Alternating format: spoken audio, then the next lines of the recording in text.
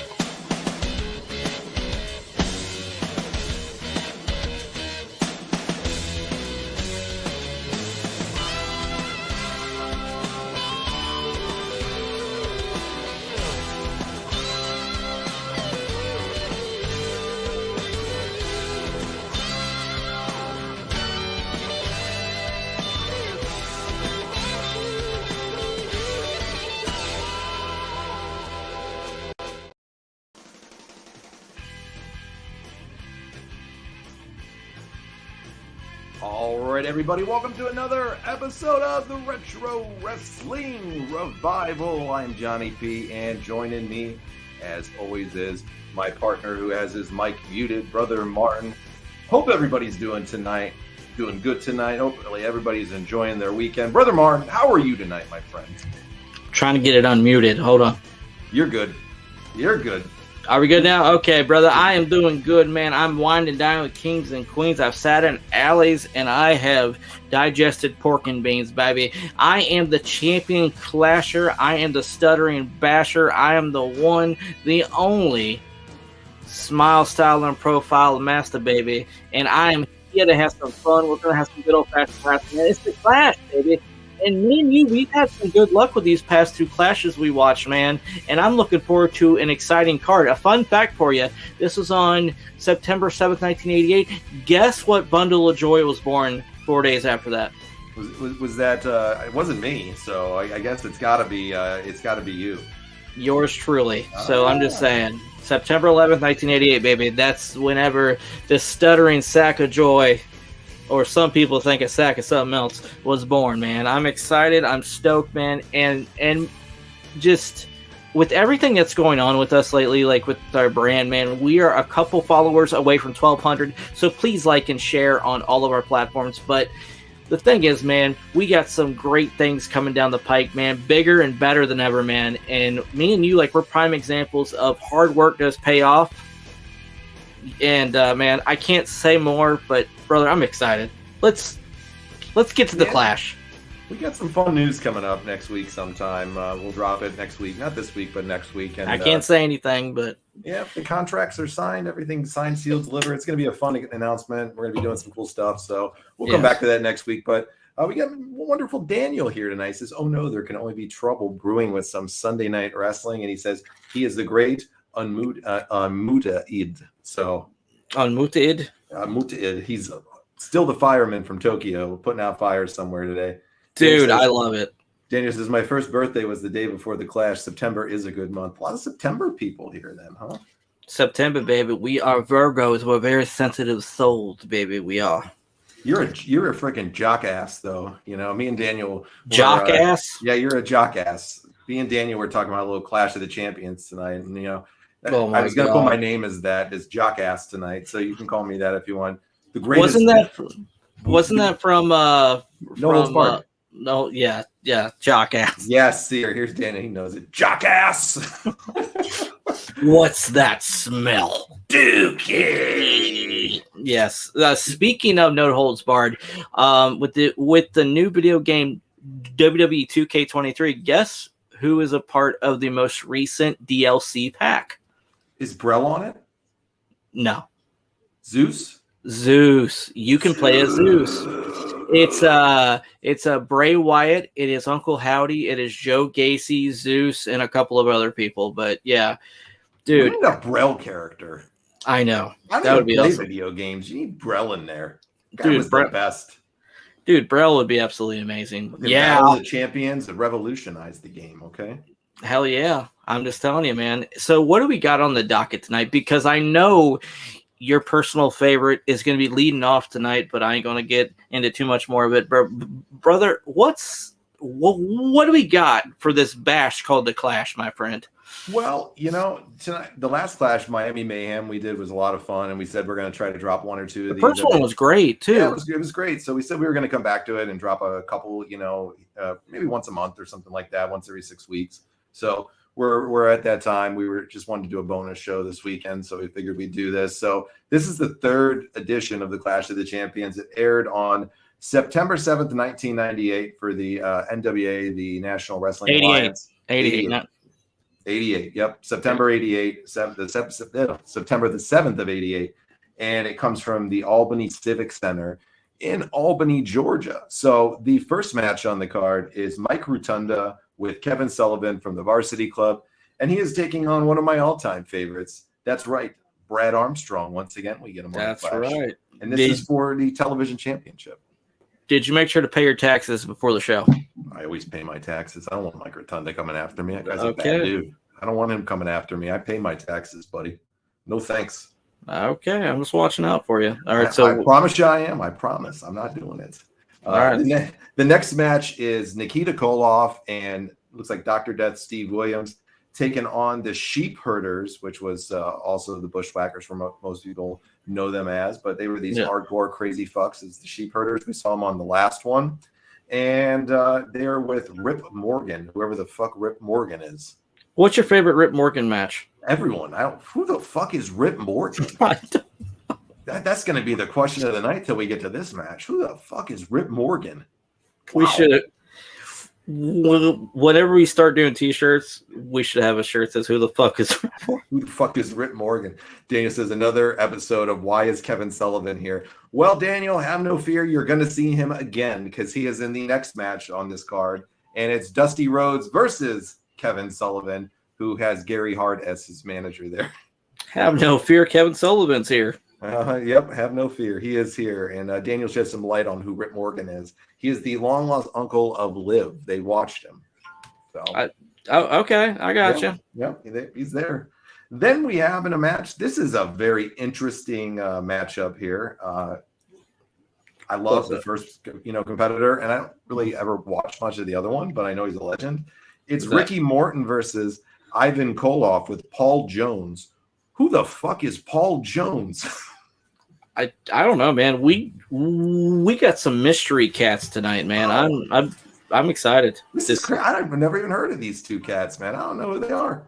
All right, well, just because I don't know who they are doesn't mean that they weren't famous at some point in wrestling. But no Paul Jones here with Ivan Koloff versus Ricky Morton. It's in a Russian chain match. So good old Russian chain match.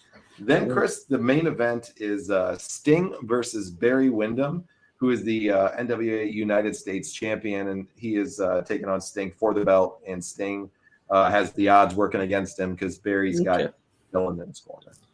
Hold on. Okay. So apparently, speaking of chain matches, the North Carolina chain match was so violent that they had to go to the Russian one. A fun fact for you because of Brad Attitude. Brad Attitude made that chain so violent that they had to go to a different country to grab another chain. He's a wonderful guy. Let me just say about Brad. Yes. Brad, I got some new Brad merch here on show right here. Oh, you do? Look at this flashy new shirt I got from Brad. Oh, dude, that is awesome. And then Brad sent me this as a nice thing because, we chat here and there. And I'm a big fan of his work. And Brad decided to be a good friend and send this stuff over here because he knows we're followers of him. So he sent me this right here, this beautiful 8x10.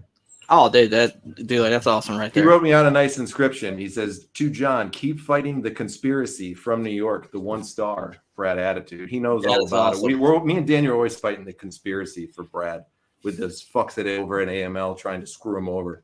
He is a I real agree. jam up guy, that Brad. And I'm telling you, he's pretty damn good. And Kevin I agree Sullivan 1000. all over the card in 1998. Nice to see WCW didn't learn their lesson 10 years later.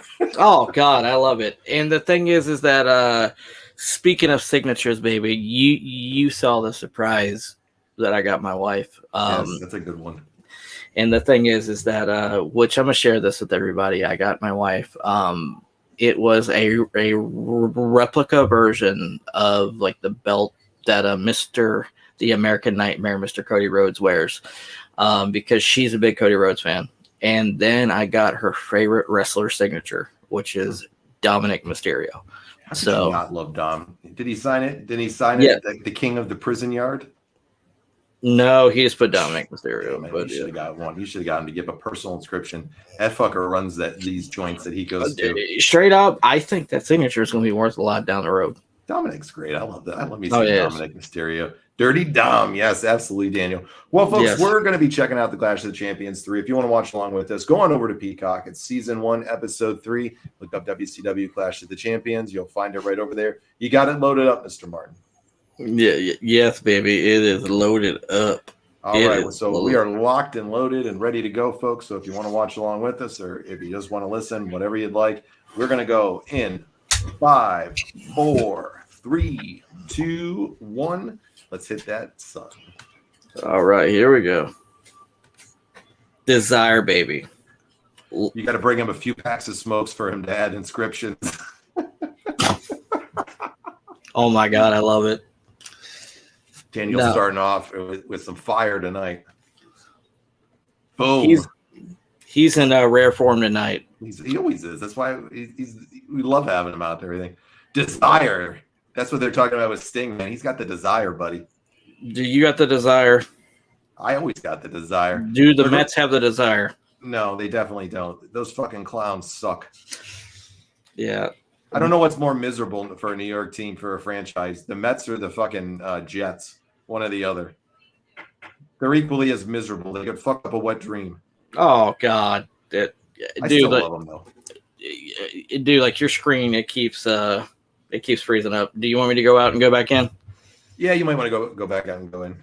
Hold on. Let me see if that works. Ooh, a fall brawl here in September, buddy. We're getting loaded up here for some Windham versus Sting. Sting does have a lot of desire. That's right, Daniel. Sure hope his wife at the time didn't find out. Yes. These clashes, I always loved them, though. You know, Crockett did a good job on this shit. People can say whatever they want about Jim Crockett, but that guy did some damn good stuff for the business. He sure did. Come on. Love this old school feel here, too. That smoke-infested arena here in Albany, Georgia. Dude, gotta love it. You do gotta love it, bro. Look at that. Look at the camera. Like, just how different it is than today. Dude, the fans, man, they are in rare form tonight. Rick's on commentary here tonight? Do you think Rick? Do you think they did like a breathalyzer before the show and said, "Rick, man, even you can't wrestle tonight"? Rick couldn't drink for a week straight and probably couldn't pass a breathalyzer still. Oh God, he's got a new energy drink. It's laced with shrooms. Oh, gotta love it. Yeah. Got to love it. Dude, that mustache on Tony Schiavone is absolutely amazing. Why did he get rid of this mustache? That shit's impressive, buddy. I don't know, man. Do you think Mrs. Schiavone would appreciate the mustache back? I bet you Lois would have appreciated a mustache right here. I mean, she loves cat baths, so I'm just saying. I'm telling you, Lois must have loved that mustache. I think maybe Lois had a thing for Lee Marshall. Maybe. How could you not, though? Lee was a stallion. He was a stallion, bro. You can see right in the background here, Brad Armstrong is already in the ring while we're going through this commentary. Jesus. Rick's rocking his wedding ring out there. How often do you think he took that shit off right when he went out to the bars? Oh, God, yeah, all the time. Which marriage was this, you think? Third? Maybe second or third at this point, at least. Early on in the marriage game. Daniel said, Slick Rick keeping the ladies under the table right now. Oh, yeah. Lee Marshall saw it and put fear in Tony's heart. Yeah. He's like, Lee doesn't want anybody stealing his mustache. You better remove that goddamn stash right now. That's my signature. You know, I don't ever remember seeing Flair on commentary before. Do you? No. I don't think I've ever seen him on commentary. I mean, maybe he's done it here and there once or twice, but yeah, I don't remember it. Me neither. Bob Cottle, what a name! Look at JR there and Bob Cottle. Dude, JR is looking styling and profiling tonight, man. He sure is. And Bob Cottle is still alive too to this day. Dude, you talk about somebody that doesn't get enough love. Bob Cottle is someone that does not get enough love. JR talks about, I don't listen to JR's show anymore, but like when I used to, JR would talk about Bob Cottle like he was just the greatest. He loved Bob Cottle. He would just say that Bob was just a step above everybody else. Oh, yeah. And speaking of JR, for the people that wonder why me and John don't listen to his show anymore, he's become a miserable old fuck. I'm sorry. I think he's been for a long time. Yeah. You think he's been for a long time. Good God. Daniel says he replaced the ring every night. He had to get a ring guy. He bought them out of vending machines. Once at the bar, the ring goes off. Good What's up, God. Big Mike? Big Mike's here. What's going on, buddy? Dude, nice to see you, my friend. Rotunda got heat. He did. Hey, Big Mike, brother, I hope you're having a wonderful night so far, my friend. Jesus, they gotta fucking put a thing up here for Sullivan later. Yeah, we're all excited to see Sullivan. Sullivan's repertoire is punch, kick, trio woe, kick, and that's about it. You got to give it to him though. He was a tough son of a bitch. Oh yeah. Little guy, man, but he's the guy I don't think you wanted to fuck with outside the ring. He looked like a shooter. He'd shoot on you and fuck you up probably. So this was actually Fall Brawl, the Clash of Champions Fall Brawl. So was this the original Fall Brawl? I believe so, but I'm not 100% positive. Don't quote me on it, but I think this might have been the original Fall Brawl. Very cool. And they were putting it out in the intro there, it being Fall Brawl. I think it became a standalone pay-per-view in maybe 89 or 90. Yeah. And I'm so excited because in 2 weeks, me and Daniel, we're gonna go watch AEW live. We're going to go watch Collision, baby, and I'm excited. I can't wait to see CM Punk live. Yeah, it's a lot of fun. You ever seen him live before? I have not. He's good. He's really good live. Punk and Samoa Joe are the two people I'm most excited about seeing. Awesome. You guys will have a good time. So my repertoire during Sullivan matches: sleep and sleep some more. No, wait, that's Ahmed. He's definitely on the top list on that one for sleep and sleep some more. Oh, I got a perfect match for Daniel. We got Prince Iaukea versus Kevin Sullivan versus Ahmed Johnson in a triple threat. Winner gets a nap match. Yeah, that's a great one. That's a great stipulation right there. Winner gets a nap. I like that one. And the other two have to be sleep deprived for 5 hours. Just saying. Boy, Brad Armstrong is fucking good. He's such a natural. Look at the crowd behind him here, man. This guy was just your ultimate white meat baby face. It's so damn good. I know he couldn't talk, and I've said it a million times on the show. Everybody said it a million times. He was a charismatic guy behind the ring, but he couldn't really get on the mic and cut a promo. Yeah. But I don't care what people say. Brad Armstrong was always over with the crowd. Yes. They always loved him, even if he wasn't on TV for a long time or they knew he probably wasn't going to win. Brad Armstrong was somebody people always loved in the crowd. He'd always get a great reaction when he came out. And Rotunda's a good wrestler, too. People forget that. This guy was a legit fucking wrestler. Oh, yeah, he was. All-American at Syracuse. That's nothing to sneeze at right there. Not at all. And like the guy sold tickets. He got good heel heat, and believe it or not, he was over within the WWF as IRS. Yeah, he had a great run over there. Says Ahmed wins that one hands down. Mike says doot. Dude. Don't tempt me. Ahmed, great googly mooglies, these two clowns. Oh my god. Daniel says he was great in the ring if he had the charisma of his brother. Woo! Hello, Oh, Mr. Mike Keaton. How are you tonight, my friend? Great to see you out, buddy. Do you know who the modern day version of Brad Armstrong is? Hit me with it. Dolph Ziggler. Yeah, in some ways, I think Brad was much more likable to the crowd, though. I know that. I know Dolph's great, but yeah, with his in-ring style and how he could sell, I agree. Both are naturally gifted, and it's very difficult for them to have a bad match. Imagine if he was still alive today, like Brad Armstrong would have been a fucking fantastic coach down at the Performance Center. Oh God, that or an AEW. Just saying. One or the other. Been a great coach backstage for AEW. Been a great coach in NXT. Yeah, I mean, the kids could have learned a shit ton from him.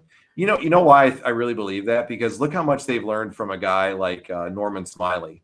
Norman Smiley never had the big accolades that these other guys do, but was a tremendous hand and has been shaping the young stars of the WWE for probably 10, 15 years or something like that now. He's been there for ages. Brad could have been one of those guys too, 100%. Oh, yeah, and it's kind of like Brad would have been great with the in-ring, and then Road Dogg would be great with teaching promos. Absolutely. Let's see. Mike says Brian Pillman Jr., Darby Allin, this generation Sting. I don't go with that one, Mike. I can't buy that. I like Darby Allin. He's good, but man, those are hard shoes to fill with Sting. Tom Stone was fabulous, though. God damn, Tom Stone's a legend. I try to model my life after Tom Stone.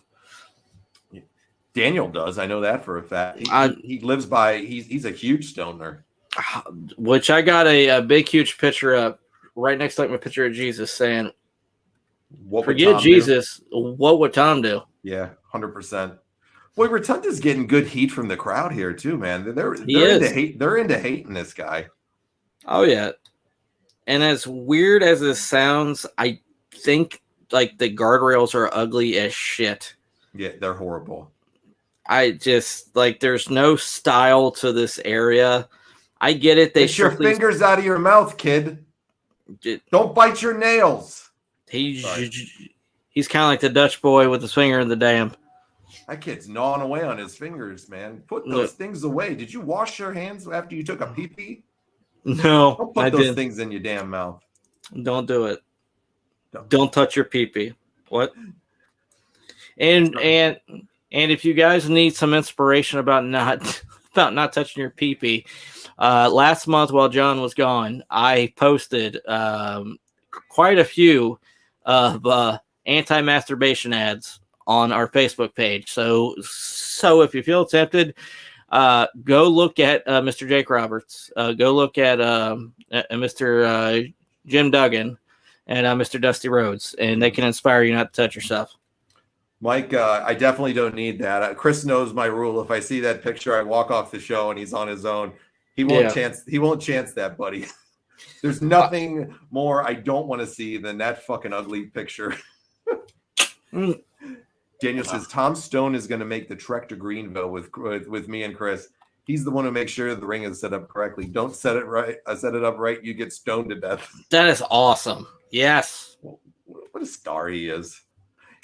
So watching this match here, you see guys the mullet's great. It's tremendous. But you see these two guys wrestle, and it's not high spot after high spot after high spot. These guys are just doing good chain wrestling right here. Good chain wrestling, like they're focusing on like a body part, like they're breaking it down. It is good, solid. It is scientific wrestling, which is excellent. I love that. And I know I sound like an old fuck here, because we're talking about this. I'm not knocking what's out there right now because there's tremendous performers and athletes that are out in all these promotions. But these guys knew how to keep a crowd invested by doing simple things, chain wrestling, psychology. They knew how to play up to the crowd right. They knew how to rile them up. That's I agree. That's how you do it. Now, was this gonna be like a 5-star match? No, but it's still going to be like a great match because of the story they're trying to tell. And the thing is that and I've said this over and over, and some people don't like me saying this, but 5-star matches don't make money. It's the stories that are told before they get into the ring that make you care about what the characters are going through in the ring. So yeah. All right. This is a very scary reality of what Daniel just said. I've never in my life thought about this till now. Oh my God. Yes. I see where Kenny Omega gets his hair inspiration. Watch him. He really does look a lot like Brad fucking Armstrong, bro. Crazy. Holy shit. He does. Even his face. Yeah. He does, bro. I'm telling you. He looks a lot like him. Daniel, remind me of this. Whenever we go to the show, if we get the opportunity to speak to Kenny at all, which I doubt that he's going to be there because Punk's going to be there, but if he's there, remind me to ask him, if we get the opportunity, if Brad Armstrong was a huge inspiration to him. I bet you it was. Yeah. How could it not be? Yeah, and because I know for me, Mr. LA Knight's a huge inspiration to me. Yeah. Yeah. Yeah. Yeah. And Daniel says Brad Omega strong. Yeah. We need a DNA test. Kenny is Brad's kid. Bring him on Maury Povich. That would be great. You are not the mother. What? Yes. They might be fucking long lost relatives. Who knows? Who knows? Where's Brad from? God, where are the Armstrongs from? I'd like to say Georgia, Florida or Tennessee or something like that. Because Mr. Omega, he claims he's from North Carolina. Yeah, maybe. I thought he was Canadian. I know, but there's a joke about him being from North Carolina. Oh, okay. North Carolina. If Brad throws a one-wing angel, I'm done. I don't think they had too many one-wing angels back then, buddy. Oh, no. I don't think they had too many of them. Boy, Rotunda was a beast in the ring here, dude. Yeah. Oh, okay. So, all right, let me see where Brad Armstrong's from. I'd like to say Florida or Tennessee. I believe. Kevin Sullivan getting involved. He gets pops from me if he just left. He's from Marietta, Georgia. All right. We're somewhat in the ballpark there, the South. Yeah. Well, I'm just saying, did Brad meet up with Miss Omega? He might have. Brad was a stallion all around the territories there. Honestly, with the natural talent that Mr. Kenny's got, I could see it. Well, so they both are great. They are both great in-ring workers. That's for sure. Oh God, like that out. And I might not be the biggest fan of his promos, but Mr. Omega, he's a hell of a worker. I can't deny that. He's a tremendous worker. No matter what people want to say about him, yeah, he's one of the best workers in the business. Mm-hmm. I know they messed up that move at the last show, but for Christ's sakes, people, get over it. Anything can happen in wrestling. That's true. That's true. Now, do I think Will Ospreay's an asshole? Yes, I do. I'm not a fan of him. I don't like that guy either. There's something about him. Every time I've seen him that fucking rubs me wrong. He comes off like a fucking arrogant dick. I'm sorry. Just like a pompous asshole, right? Yeah, which I know I'm the best. Okay. What a douche. With all due respect with Japan, the ultimate gauge of whether you're successful is the United States with pro wrestling. Mm-hmm. If you're not over here, then you ain't shit. I'm sorry, but you're not. Mm-hmm. And you talk about how, which I'm a wrestling god within Japan. That's great. But does the average fan know who you are here? Yeah. So, yeah. Not a fan of it. Not a fan of him. That's just me. No. Not a fan of him at all. But, I'm just saying.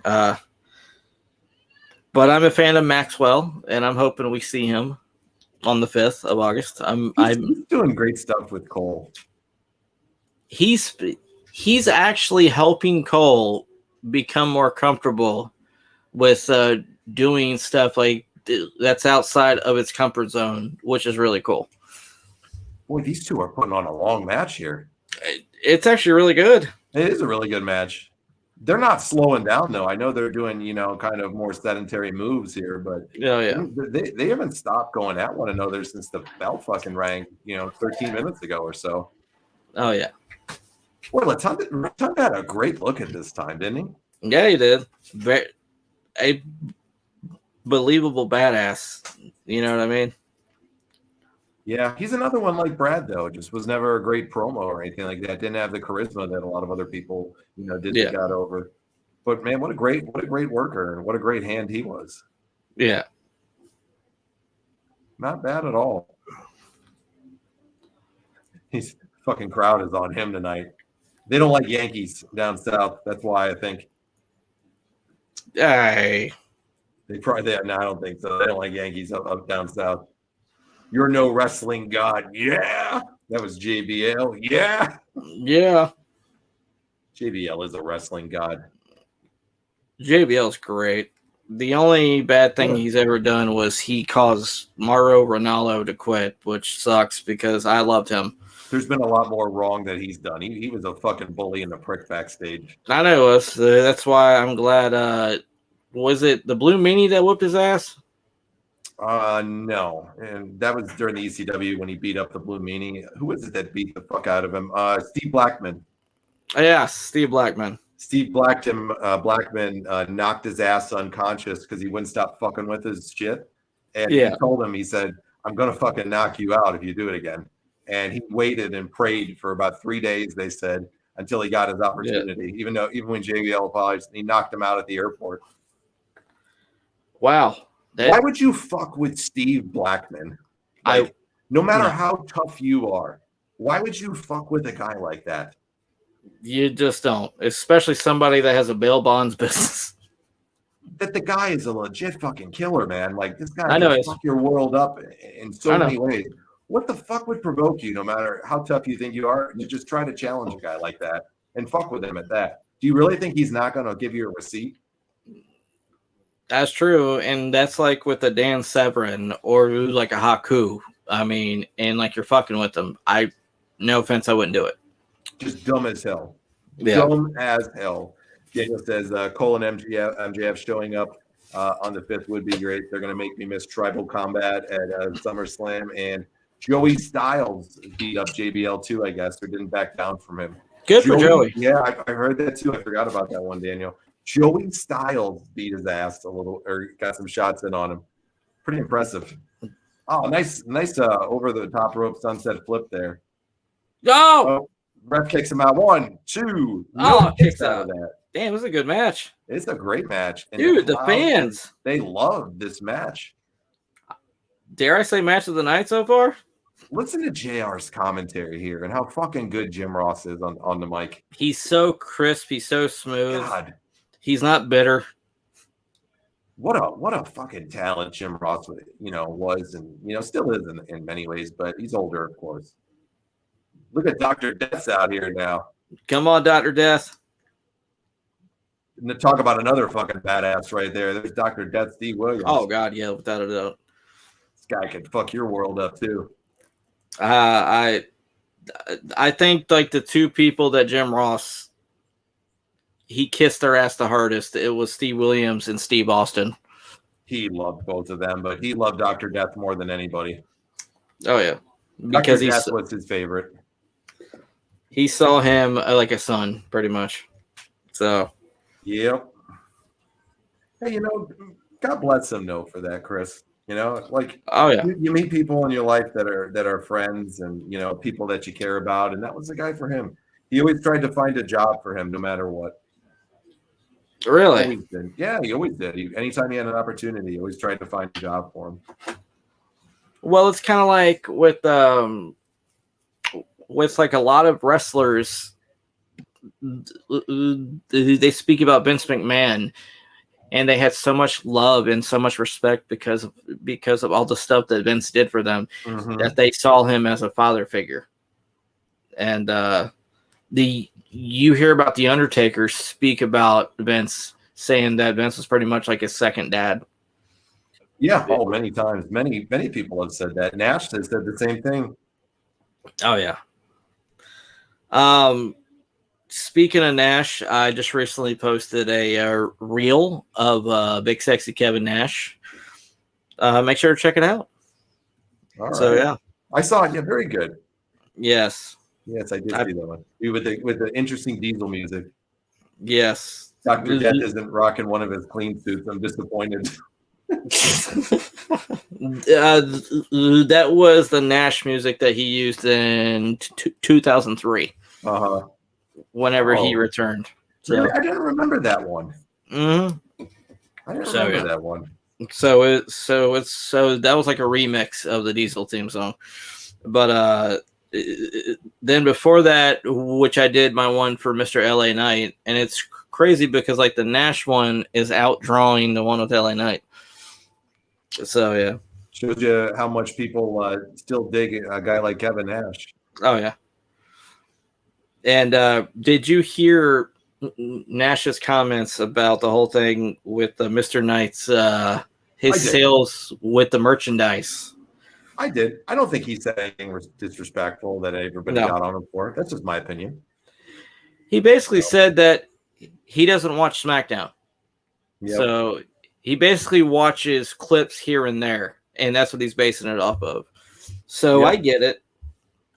I do too. If my camera's lagging on the stream, folks, I apologize. We're having a storm here tonight, so there's nothing I can do about it. So my apologies if my video's lagging a little bit. But the audio is great. Okay, I know it looks good on here too on the StreamYard, but I just glanced over at it on the page, and it looks a little fuzzy and it's a little delayed on the picture at least. So I apologize. I can't help it that we're having a storm. Okay, nothing I can do about it. Hopefully Hopefully it moves along fast enough. Yeah. Oh, this is going to be a time limit draw here. Oh. No. Yep. Time limit draw between these two. So it's like the 20-minute time limit draw. Mm-hmm. All right, so we got like 5 matches on the show here tonight. How many of them do you think are going to have shit finishes? 3. I got one more. I think they got 2 out of the 5, so I'm going to go with 2 tonight. You got 3? Yeah, I got 3. All right. I still think that was a great match, though. That was a great match, and I'm not knocking the finish to this one right here because this was how things went in WCW. He's the television champion. It was the gimmick, so it happened frequently with that gimmick. So I had no problem with that for this one right here because basically they were doing it so like they could protect both of the wrestlers. Yep. So. Daniel says, Knight's reactions are top tier in WWE right now. Way to go for him. Cody and Seth might be the only ones getting just as big of a reaction face-wise. Yeah, I agree. I didn't mean to do that. Yeah, I like that, but it just came out. But yeah. I don't think anybody's getting the reactions that he is. You're even close to it in wrestling right now. When it comes to like a heel reaction, I would have to say like the top 2 are Roman and Dominic. And the WWE. Nobody gets heat today like Dominic Mysterio. I want somebody to prove me wrong on that. That fucking kid gets better heat than anybody in the business right now. And it's crazy because the crowd is booing him so loud he can't talk. Yep. He is on a different level, Daniel, and that's just a crazy thing. And gotta say it, thank Rhea Ripley for that one. Yeah. Thank Rhea Ripley. Yep. Rhea's doing a phenomenal job with helping Dominic get over. So yeah, I agree 1,000%. And she's on another level right now. She's Absolutely. The top female in the business. Dare I say that Rhea Ripley saved his career, in my opinion, at this point of it at least. Not saying he couldn't have gotten over by himself, but I'm saying at this point of his career, dare I say that Rhea Ripley saved his career when with all the stuff they were doing. And like the faction that he's in, like they saved his career because honestly, before it, his career was dead in the water. Basically, he's like the super he's a super cool son of Ray, and he's got so much potential. And it's like, dude, that was his gimmick. And now it's you see so many different facets of him, and it's like, holy crap, he is very gifted. He is very talented. And you can tell he was meant for this business. So, yeah. Great point by Daniel. If you would have told somebody at this time last year that Dom would be an MVP of WWE, nobody would have guessed that one. Ever. No. Ever.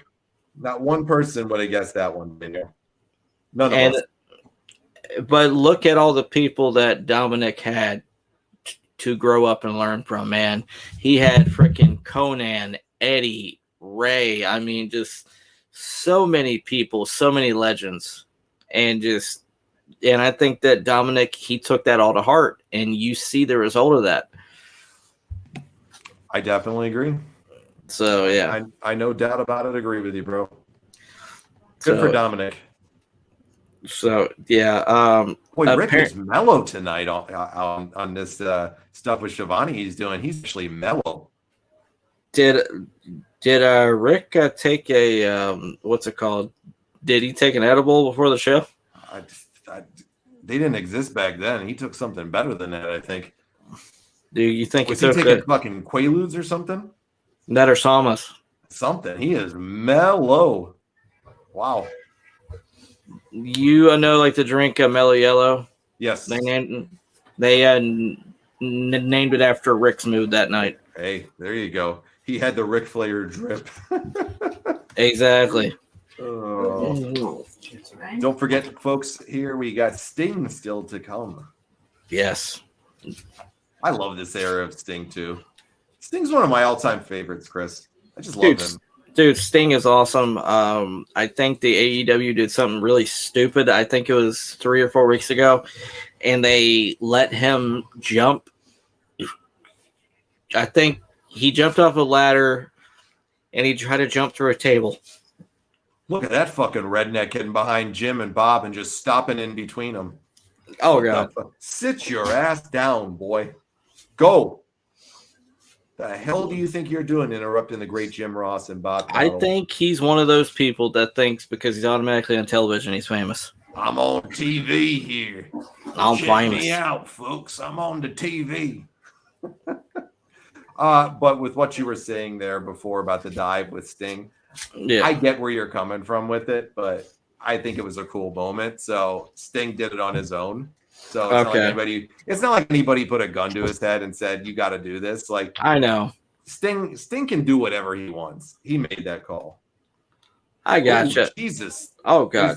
Jimmy Jam Garvin is going at Kevin Sullivan in Rotunda. Dude, look at Jimmy Jam's outfit. Bro. Dude, the sparkles. Oh, he's styling and profiling. He just hit Baby man. Doll. Sullivan isn't. What did he just dropped fucking blip. God. Ow. Dude, that Sullivan one does not break. Dude, Sullivan does not give a fuck. He is as stiff as it comes. Look at that. I would not be surprised if that genuinely hurt Jimmy Jam Garvin. Bro, there's no way that couldn't have been if that wing was real. And it looks like that one was real. He said my leg is broke. I could see that. Wow. Good God. He just literally like fucking picked that thing up and just bam right on his fucking leg. Did Jimmy just say, hey, lay it in, it's okay? I don't know, man. Maybe Kevin was jealous and was fucking Baby Doll before Jimmy got her. I don't know. Jesus. Fuck. If he's jealous or something. Thinks that's the way to steal her is throw her ass on the ground and break a fucking cinder block over her man's leg. Oh my God. Jeremy Nick said, Sting is the reason I am a wrestling fan. Great to hear that. Great to see you out here too, Jeremy Nick. Wonderful to have you out tonight, my friend. Jeremy, you're not the only one, man. Like there is millions of fans out there that fell in love with the business because of Sting, rightfully so, because the guy was the franchise of World Championship Wrestling. He was, for me, with World Championship Wrestling, like the franchise, like centerpiece, like awesome wrestler, great character, great at promos. he just everything about Sting and like the mystique about him, everything. Just I can't really describe it, but Sting was just amazing. So I agree. Sting is the one that really sucked me into WCW when I really started to get into it. Sting was like the guy that as a kid, you look at him and you're like the bleach blonde hair with the crew cut, the fucking face paint, the energy that he had. Just you come out there and as a kid, here when I first see him, I bet you I saw him first in 89, 90-ish or something like that. 90, Great American Bash, I think it might have been. Yeah. I remember, it was like 90 Great American Bash is what got me. Jeremy mentions it. Sting versus Flair at the 90 Bash is the classic. Wasn't that the one from Baltimore, Maryland? Where Sting won the world title first time? No. Windham and Luger went at it. This is when they had an issue. I think it was Luger's first win, if I remember correct. I might be wrong, but I could be wrong. Am I right, Jeremy? Was that the one there from Baltimore that Luger beat Windham for? Was Sting wearing like the really famous the American flag jacket? Yes, the American flag one. I believe that was Bash 90 that he wore that. Oh God, man, that was awesome. Yeah, he had the American flag paint too. That's it right there. Jeremy said that match was like what hooked me into Sting, seeing that in 90. I was like, fuck, guys, like this guy is so cool. Like as a kid, I would have been 8 years old at that time and had been watching wrestling for years. And that made me love Sting. I thought he was the coolest. Oh God. Yeah. Now we got the Sheepherders out taking on Dr. Death and Nikita Koloff. Talk about four tough sons of bitches in the ring here. Oh God, yeah, like that out. And like the Sheepherders, they're better known as the Bushwhackers. And there's somebody that falls into that category of bushwhacker, but I ain't gonna say anything. But anyways, people think with the Bushwhackers like that they were always just that comedy goofy gimmick. Like they were badasses. The Sheepherders were hardcore wrestlers before hardcore wrestling was cool. They were hardcore wrestling pioneers. 100%, no doubt about it. These guys were absolute animals in the ring with the way that they would fucking fight. If you guys are fans of Nick Gage, you can thank the Sheepherders. Oh yeah, yep. One with a roll up. Great match there between those two. I'm sure we'll do that pay-per-view one day or something with that one day. What a show. I remember whose house I watched it at too as a kid for that. Yeah. And I remember where I was. I was at my baseball coach for Little League, and my dad and him were my coaches in Little League, and he was a wrestling fan and invited us over. He knew I liked wrestling and invited us over for WCW. And I was like, I never really watched WCW too much because I was a WWE guy and I live in New York, so we go and I watched that. And man, I remember watching that at Mr. Reed's house and just WCW right there. It got me. Whenever I used to live in Baltimore, Maryland, I used to be like a big World Wrestling Federation fan, but whenever my mom and dad and me and like my brother, we would drive down to South Carolina here and see like my grandpa Robert. He's the one that got me hooked on World Championship Wrestling with the Saturday night show. So like we would go into like his den and we would get he would get like the like a big German nutcracker out. We would be sweet tea, like the big huge walnuts that we would be cracking, and we'd be watching Saturday night, and just it made me fall in love with it. Mark, aka the Undertaker versus Lex, was the co-main event. I'm thinking of 91 when it was Windham versus Luger for that one, but 90 was my first inclusion onto it as well. But I'm thinking of 91 for Luger versus Windham, and Luger got that one.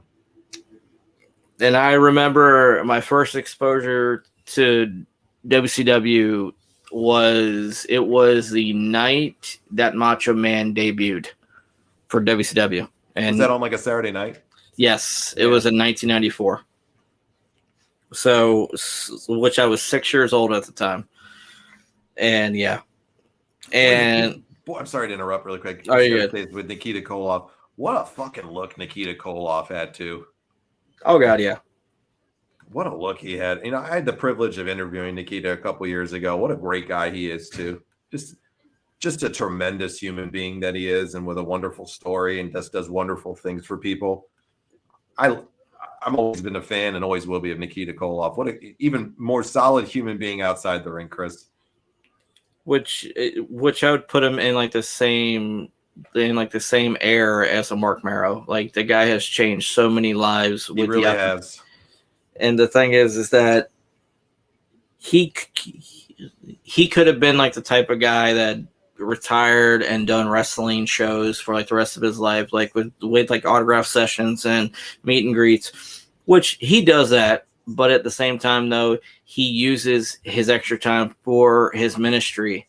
Yep. And he helps people, man. It is such a beautiful thing to see. And like with Mark Marrow, like the same exact way, which Mark, he does it through schools and he does it through things like camps and all that, like with speaking engagements. Like straight up, these guys realized that God let them become famous so they could do bigger things for him. And Absolutely. it is so cool. Jeremy says, was always a WCW guy. I'm in Georgia. Atlanta is down the road. All right, Jeremy. Wonderful. Well, man, I'll tell you, if you're an Atlanta fan, Atlanta person, stay tuned to the show in the near future. So just going to say that baby. Right there. Yeah, no doubt about it. Boy, howdy. I love, I'm a Mets fan and stuff, and the Braves always kick our ass, but Atlanta's a fun city to go to. It is. Been there? Yes, I have actually. Yeah, it's a fun city. Which I went to Six Flags. I went to Coca-Cola World, and I went to a youth conference down there at the Gwinnett Center. Gotcha. And we were staying in a house with like my youth ministry in a town called Duluth. And I absolutely fell in love with Duluth, man. That's one of the places that I would like to retire. Georgia is a very nice state. I was just down there in January for my mom's funeral. My mom's buried in Augusta. When we buried her in January, not June. I'm sorry if I said June, but January. Last time I was down in Georgia and Augusta, and very, very nice town too. Very, very much a fan of the state of Georgia. Oh yeah, Georgia has something for everybody. Yeah, absolutely, Jeremy. It does. Whether you want like the small, relaxing back road, like the small town life, or you want the big city, Georgia has it all. It sure does, my friend. And make sure to check out like the Coca-Cola World, because literally you could try Coke from all over the world. Stuff that they serve in Germany, stuff they serve in Japan, everything. Stuff like they don't sell here, you can have there. Yeah. And then on top of that, one of like my biggest memories from visiting Georgia is whenever I went to Six Flags. I was 7 years old, and they had the Batman stunt show, which I'm a huge Batman fan. So yeah, like the Batman stunt show, and Batman's on like a motorcycle. He's beating up the bad guys. He's beating up the Joker, all that stuff. So go on YouTube and look up the Batman stunt show. I'm just saying, you will thank me. It is art. Dr. Death's doing his football move there to go after one of the Sheepherders. He just missed. Boy, Dr. Death's a guy. If you ever wanted to get in a bar fight and go in with some tough bastard, he'd be one of the top 5 you'd probably want to bring in with you too. Him and Haku. Barbarian, think about those three, the damage they do together. Jeez. Oh, God, gosh. The final AEW show before they go to London is in D-Town that you mentioned. Yeah. Duluth. There you go. When are they going to London? Is it over Labor Day weekend or something? Yes. Oh, okay. Good for them. And they've sold, I believe, like 60,000 tickets so far. Hey, good for them. That's a wonderful accomplishment to have. And the thing is, accomplishment. That's a hard thing to do. This is a great opportunity for them, like to capture fans that they don't have, and to capture lapsed fans. I'm saying they got a golden opportunity, man. Well, I wish them the best on it. I hope they have a wonderful and successful show and do great. Man, Dr. Death's kind of hulking up here a little bit. He's like, just keep punching me in the face. It don't faze me. Boy, he's got a hell of a rat tail there. Look at that. Dude, I had a rat tail back in the day. I did too. Everybody did at this point in time, basically. I mean, mullets and rat tails. I'm telling you. You want rat style? tail is styling and profiling like the nature boy. Oh, man, that's the definition of style and profile right there. You want to go to hell? Go grab a rat tail. No, I'm kidding. But, yeah. Boy, the fans, this is a hot crowd here in Albany, Georgia. That's hotter than a Mexican lunch plate. Man, it's spicy. Sizzling. Yes. Man, people forget with Atlanta just what a great wrestling market Atlanta was. It was. I think with the revamped National Wrestling Alliance, the tapings they did with Atlanta were fantastic. The crowd was great, and that really helped like the first couple seasons with Billy Corgan's version of it. And I hate to say it because I want them to succeed so bad because I want the men and women within the business like to have more places to work. But dude, it's going down the shitter. Jeremy says the count is at 75,000. They need to sell 8,000 more to pass the WrestleMania 32 record for highest attending for a wrestling event. All right, interesting. But what about WrestleMania 3, the Dallas show? I think they've done more than that. I think they did like 100,000 in Dallas. I thought it was 102, if I remember correctly. It was like 102,000. I'm starting to sound like Meltzer here, with every little detail. Hold on, I'm gonna look this up. Dare I say this about WCW though? In their historic arena, the WWE, WWF always had Madison Square Garden as their most iconic arena. Yeah, the Omni was sure up there for many, many years, Chris, until they tore it down. The Omni was one of the most historic wrestling arenas in history, in my opinion. Oh, without a doubt, the Omni Boston Garden was a really good one. And what was that place? The Sportatorium, I think you're thinking of it. Yes. Yeah, I know it was small. I get it. It was small, folks, and not as big as the other ones. But it was sacred. An iconic spot. It was the sacred ground of wrestling in that area. All right, so here is the records. The record for the most attended show in history is the Collision in Korea. Okay, yeah. Okay. The first day was 150,000. The second day was 170,000. Let's be fair, though, really fast on the Collision in forced Korea. Attendance. They were forced to go there by their government. So, all right, he gets it, but they were made to go. All right. WrestleMania 32, 101,763. WrestleMania 3, 93,173. WrestleMania 29, 80,676. SummerSlam, 80,355. So AEW has to get 80,356 to beat SummerSlam 92. And, if they can do that, what a feat for, what a great accomplishment for a young company to be able to do that. That's impressive. And I would not take that from them at all because that would be without forced attendance. 1, 2, 3, 4. That would be the fourth most attended show in wrestling history. Can you imagine 150,000 people in North Korea? Really?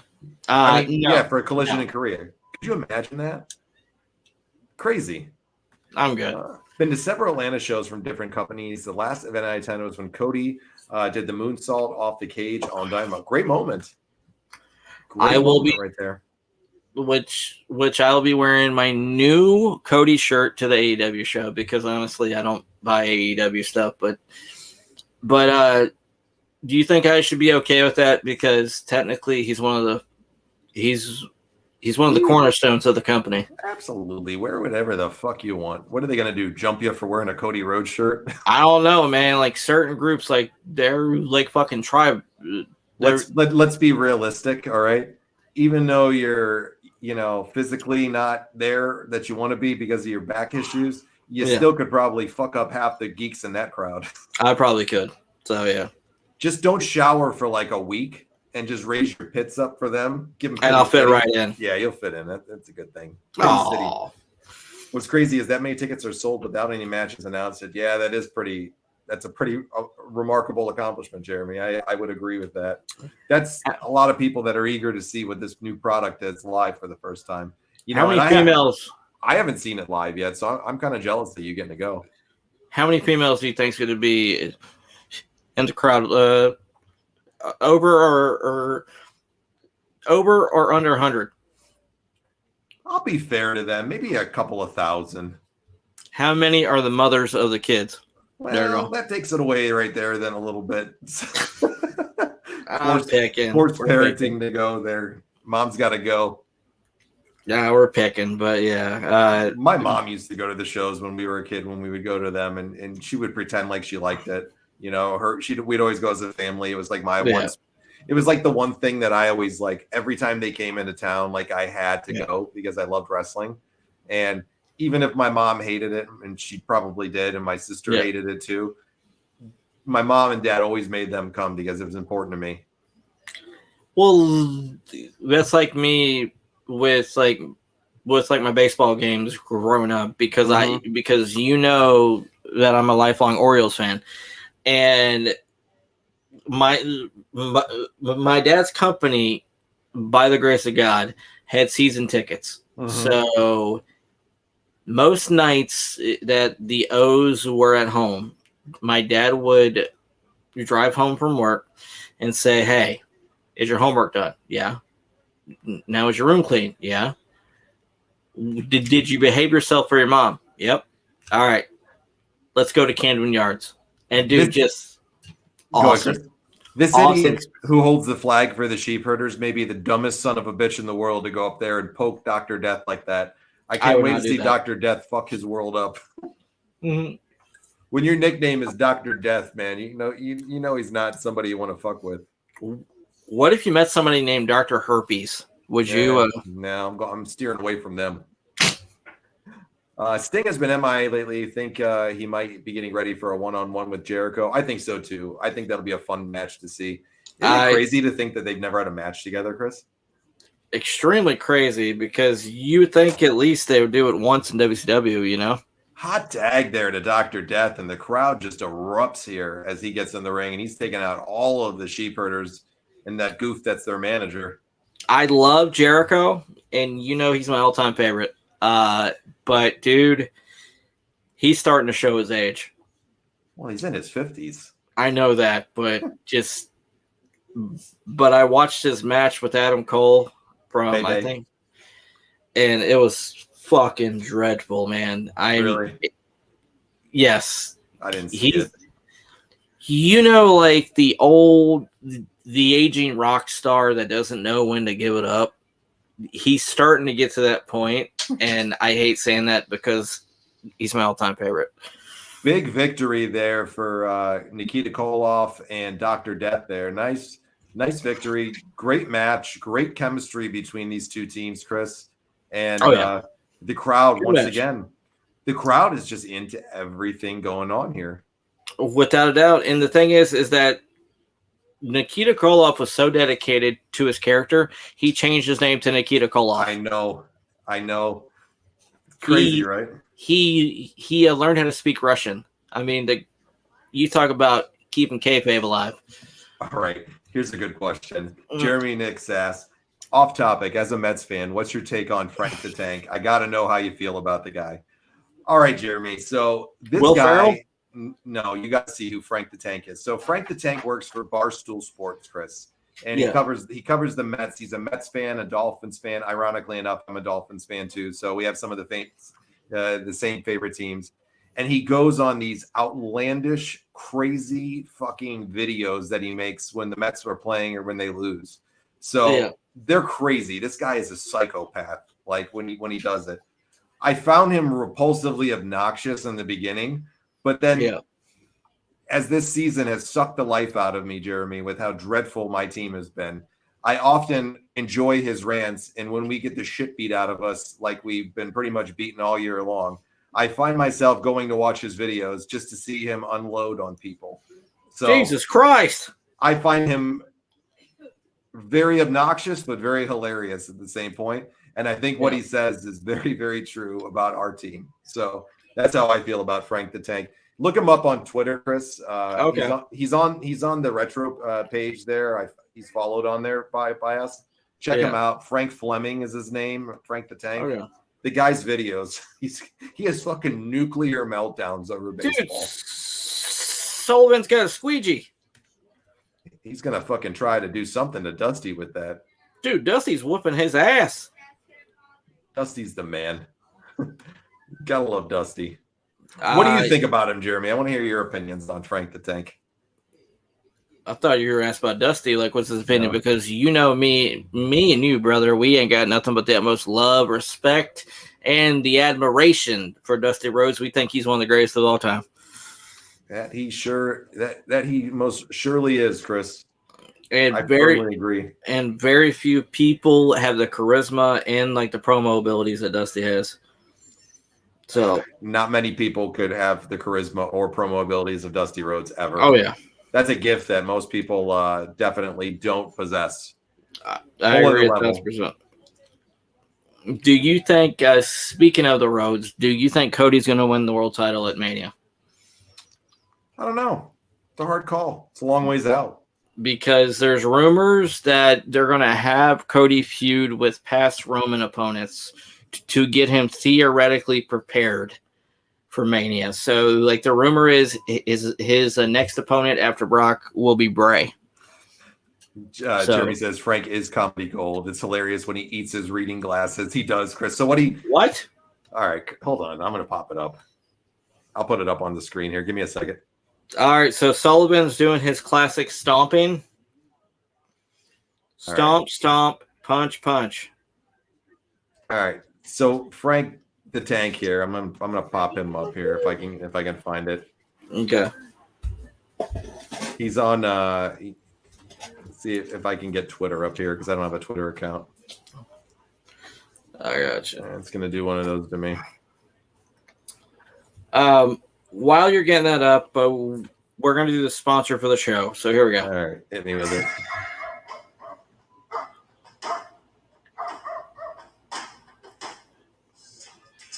Now, there's an easier way to do this. If you want out of jail, call Blackman for bail.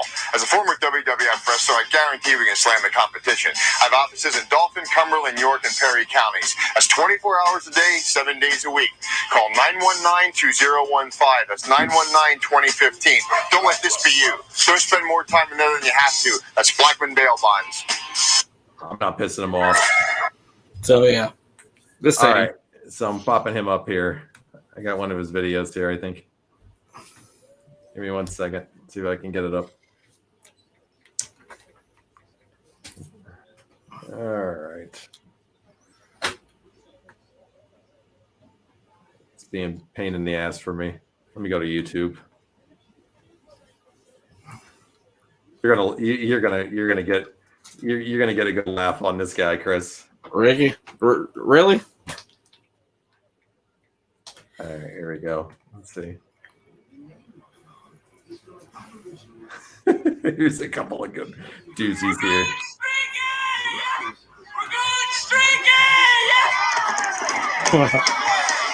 Jesus, turn it down. Sorry. It's blowing my ears out.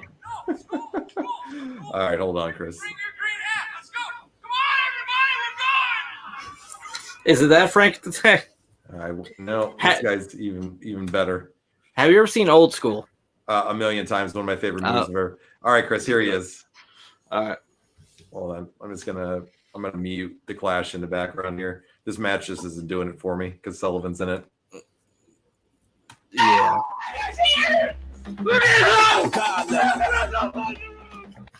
God love. He's ugly as fuck. He is. He does this, Chris. Oh my god.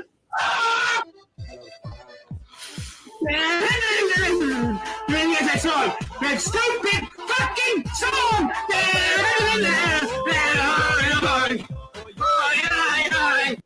He's talking about Diaz's song. Watch this. Watch this. Max is pissed and Mickey Calloway is laughing! New Jersey Transit is the absolute worst! I'm not going to get to my game now because they are incompetent! This man heading to the men's home opener couldn't hold back his frustration. Well, here's Easy Out Escobar to end the inning. Watch him. Easy out, Escobar. You can't hit anything at all. Easy out, Escobar. You're the worst player in the lineup by far. Let's see, one more meltdown from him. Let's see. Let's get one more. He's just stewing at this moment. He'll rip his glasses off and start eating them, Chris. Oh my God. You see, the reverse thing does work sometimes. Look.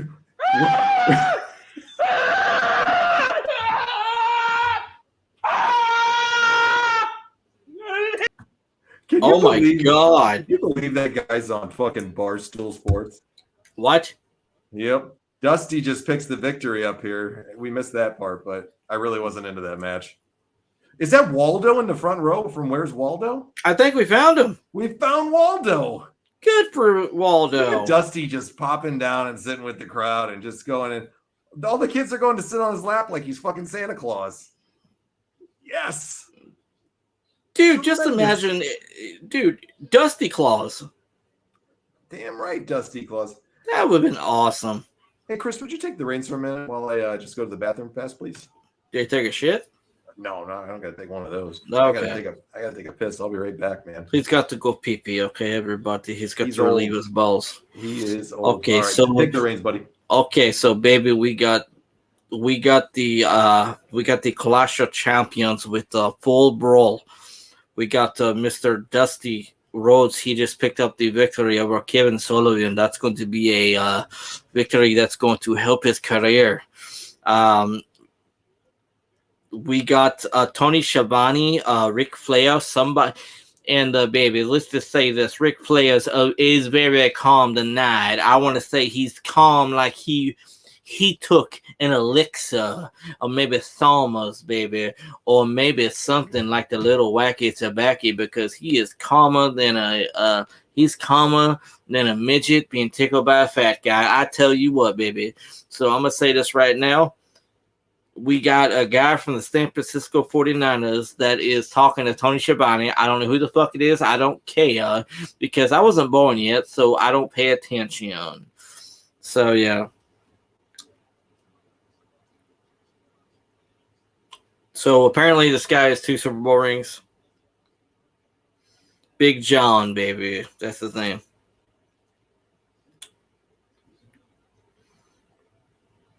Okay, so apparently this guy's going to be refereeing a match. So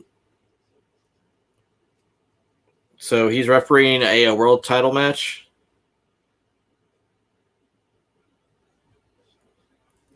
Jesus Christ, this guy is as interesting as fucking paint drying. Anyways, but yeah.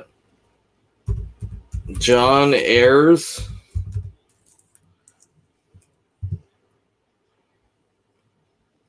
John Ayers, that's right. Okay, I don't know who the hell he is, but yeah, it is what it is.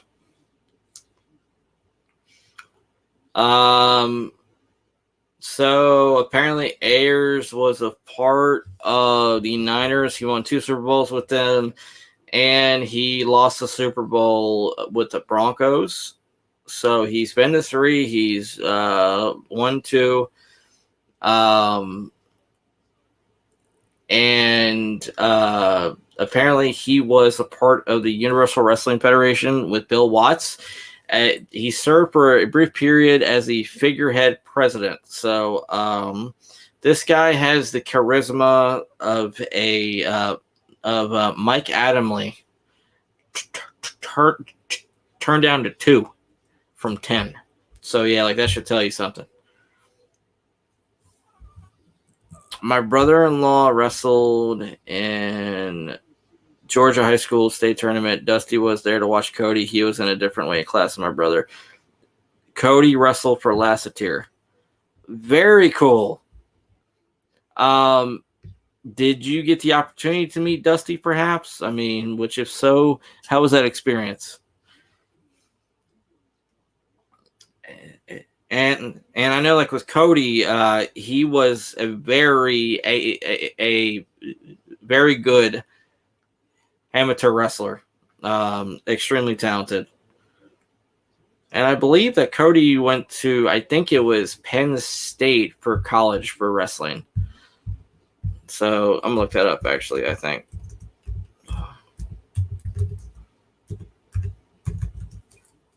Penn State. Hold on. Yep. Wait, hold on. Okay. He was supposed to wrestle at Penn State, but then he chose to do he chose to follow within like his daddy's footsteps. And he chose to become like a pro wrestler. Okay. Never mind. So, alrighty. Very cool, baby. Okay. Okay, so this is a Russian chain match, guys. I'm gonna tell you this right now. This would have been like a North Carolina chain match, but apparently it's so dangerous, and what Brad Attitude did with the chain was so evil, so vile, so disgusting that they had to ban all chains from North Carolina. Okay, so it was so bad that it was outlawed in the rest of the 50 states. So they had to go to Russia to go grab the chain.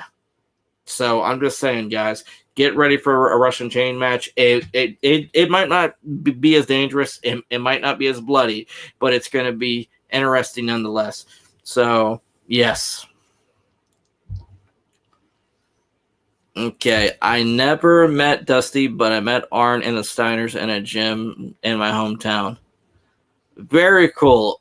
From what a lot of people tell me, Arn is a really, really cool guy. Extremely friendly, like with the fans. And he greatly appreciates what the opportunities like the fans like have given him. And which I had the opportunity to which I didn't necessarily meet the Steiners, but I went to a show last year where the Steiners were doing like a meet and greet. They were sitting like right next to Ricky Steamboat and to Holla Holla, Mr. Teddy Long. And the Steiners, they seem really nice. So like from what I was hearing, but me and Daniel, like we're just listening to Ricky and Mr. Teddy Long, just talk shop with wrestling. Like they are in like the locker room, man. It was absolutely awesome. Meeting Mr. Karrion Kross, that was the highlight for me, but hearing Ricky talk, hearing freaking Teddy talk, me and Daniel, we could have just listened to them all day.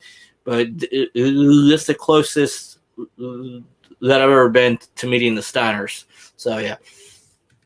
All right. Arn is actually from Rome, Georgia, 45 minutes from my house. Rick Steiner sells houses in Atlanta. Yep. Really? Yeah. He's on the school board there, too, if I remember correctly. Very cool. So, very cool. It's about Ricky Morton. What's your thoughts on Ricky Morton? Extremely talented. Very, very talented. Very sound in the ring. Great at just one of the best tag team wrestlers ever for ring psychology. It's hard to really put it like within words, but just selling ability, just pure psychology, just being able to have the crowd in the palm of his hands. Ricky was one of the best ever when it comes to tag teams. Yeah, we were talking about great sellers earlier with Brad Armstrong and, from modern day Dolph Ziggler. Ricky Morton was the same way. That guy was just a tremendous seller. Which I met Ricky twice. And absolutely an amazing guy. Like my dad smoked a cigarette with Ricky. There you go. Oh yeah. Hello, Nicholas Blake. How are you tonight, sir? Yes. What's going on, Mr. Blake? I hope you're having a great night, my friend. Ricky Morton is still going. He is probably going to check out in the ring one day. Yeah, he is still in his 60s in wrestling. That's pretty impressive, isn't it? Oh, yeah, and the thing about it is that no matter where Ricky goes, Ricky has the crowd in the palm of his hands. He is so freaking good at that. I think Ricky would be a phenomenal talent down at the Performance Center, which I know that he's got his own wrestling school. But I'm just saying, just imagine how many young talents within the WWE, like, they could benefit from Ricky. What's it called? Like, isn't the school, isn't it like the School of Morton or something like that? Yeah. He's got like a wrestling show he does online or something like that too, right? Yeah, it's similar to like a Booker T thing, to where he has a show for his students, so like they can get like that, the experience in front of a camera. Doing good from Florida. How are very cool. Florida probably really hot this time of year. Hot. So another great wrestling territory was in the Florida area with the Graham. Oh God, yeah, without a shadow of a doubt. I would. One of my favorite manias of all time was in Florida, which was the one that was in Orlando. The one that was in Orlando, yes. That was a good mania. So what was the deal with Ivan Koloff? Did they like try to pretend like him and Nikita were related or something to one another? I think so, yes. Okay. That's as believable as Lance Von Erich. So, just saying. Remember Lance Von Erich? Yeah. Yeah. Oh, yeah. No. Yeah. Going back to Cody and WrestleMania, I think they wait one more year. Mania 41 is going to be in Nashville in 2025. Boy, that would be a long storyline arc to make him wait that long. Well, the WWE, they've shown they can do long-term storytelling. Once again, look at the Bloodline one. It was done to perfection. Mm-hmm. So WrestleMania 3, Hogan Andre, my favorite WrestleMania. Great moment there, Nicholas. But I hope the Bloodline is not similar to something like the NWO, to where like the WWE, they can only do one big storyline, and they have trouble with developing other ones long term. Boy, Koloff took a bump from the top rope. He went up to the top rope with a chain, and Morton pulled him down. Oh yeah, but it's like I was telling the fans out there. Okay, this is a Russian chain match because the Carolina chain match got all the chains from all 50 states banned because of Brad Attitude. You got it. So they had to go to Russia. I mean, it's crazy, man. I never in my life seen this guy on the outside. That's like Paul Jones, I think, if I remember from reading it earlier. I never remember seeing this guy as a manager ever. Is that Blackjack Lanza? He looks kind of like him. He does. He's Paul Jones is what his name is here. Oh, okay. Ooh, he's choking him with that chain right now. He looks like he's doing Rick Rude's finisher there, and is kind of pulling him back. God, dude, just imagine if he really did that. That would hurt like a motherfucker. All right, Ricky got out of that one. This show has been really good so far. It's been a tremendous show so far here. I agree with you. Boy, Ricky Morton is good. And you can tell during this time that the NWA was more focused on the in-ring product, and the WWE was more focused on the over-the-top characters. NWO, best storyline ever, Nicholas says. I agree. Yeah. I agree 1,000%. Piper versus Valentine dog collar match is one of the best chain matches. That was a brutal fucking match between those two, Chris. Have you ever seen that match? Yes. Oh, they beat the shit out of each other in that one. Woo. Jeremy doesn't know about our feelings for Valentine, does he? No, I don't think so. Greg might be miserable, but that was a good match, Chris. We got to give the devil. Okay, I'll give him credit. That was a brutal match between those two.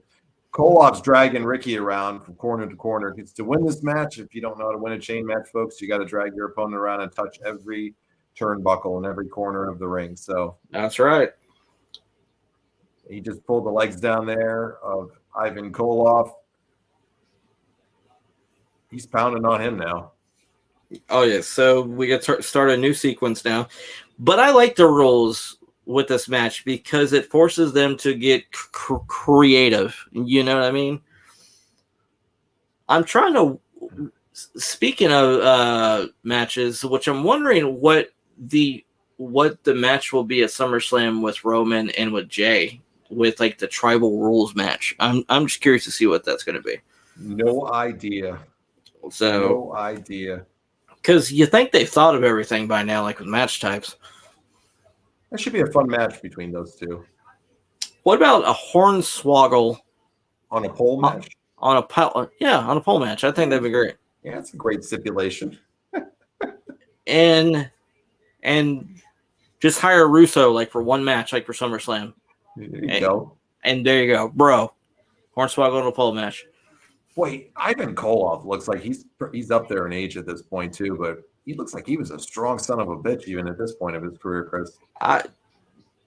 He could probably leg press like fucking 700 pounds, 800 pounds right there, I guarantee you.